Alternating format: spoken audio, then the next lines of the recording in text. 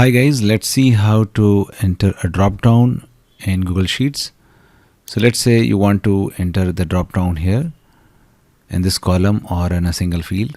So what you need to do, you just select the particular cell or the top of the top cell and then click on data and then click on data validations. Now in the right side, click on add rule.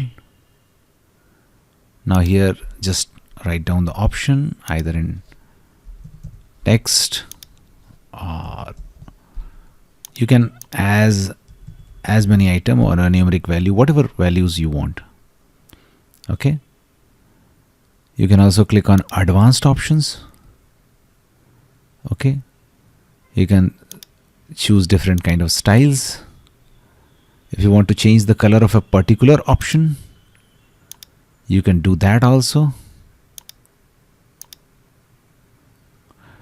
Now once you have done that, click on done. Now select and drag it to the bottom. Now that's it. Whenever someone